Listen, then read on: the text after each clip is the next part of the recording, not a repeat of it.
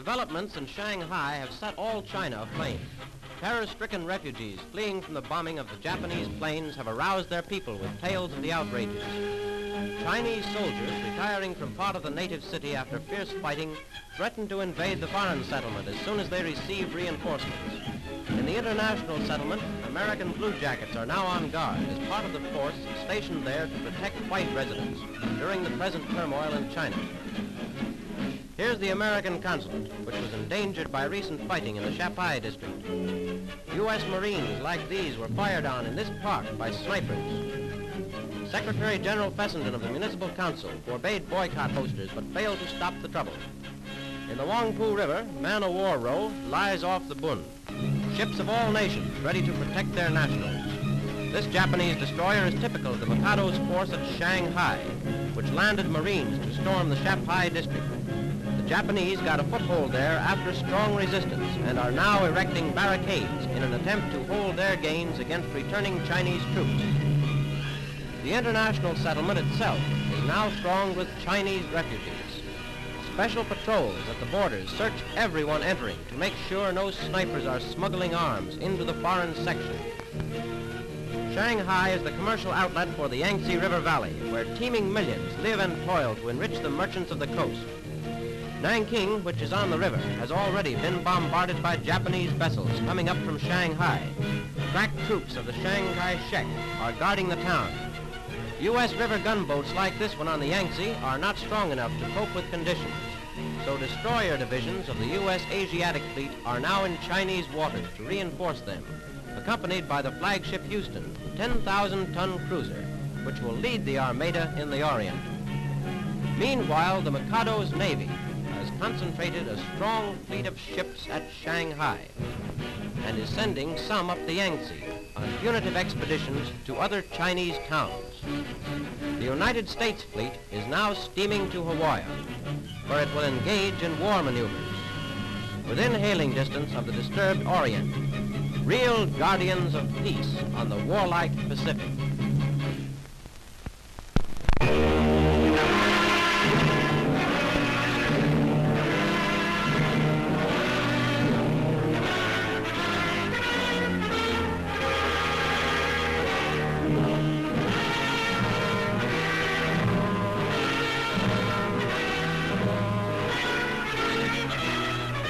Chinese reinforcements are being rushed to the scene of action as the disagreement between Japan and China rages furiously.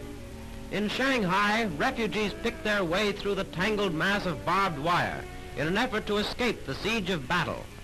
Deserted entrenchments mark the path of skirmish. Bullet-riddled buildings tell a tale of disaster. The dead and wounded lie about the streets while the flaming inferno swallows all within its reach, destroying the humble dwellings. Thousands of refugees flee the stricken area on flat cars with their meager belongings. Children are terrified. The older folks surround the incoming passenger cars, begging a morsel of food. Holding their baskets out and baying for help, they present a tragic picture. The relief societies are extending every effort to feed and clothe the youngsters. After all, it isn't their fault. And are the rice kitchens popular? These poor kiddies probably haven't eaten anything in days. Meanwhile, the great armies move forward. Town after town is destroyed. Heavy fire reduces the once flourishing farmlands to waste. The Japanese launch an attack. The Chinese retreat from their hastily constructed defenses. The trains rush the injured to safety under the protection of machine gun fire. Great guns roar across the countryside, hurling their deadly missiles. It's the story of a war that technically is not a war.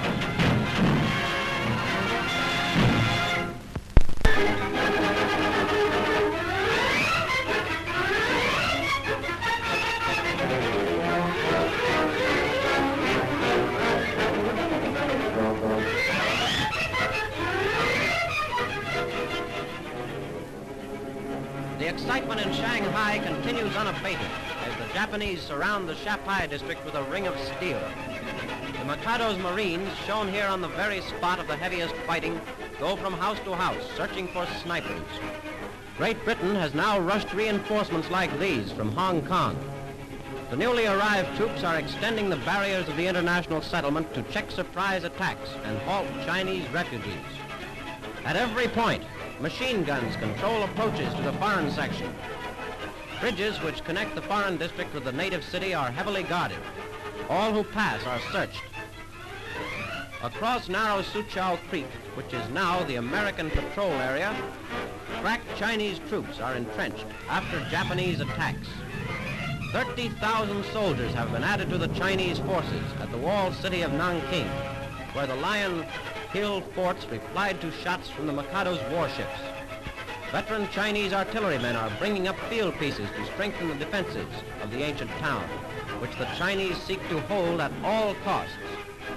The Japanese warcraft have also shelled the Wusong forts on the Huangpu River, 16 miles below Shanghai. While the great powers strive for peace, Japan's guns are pointed at the heart of China.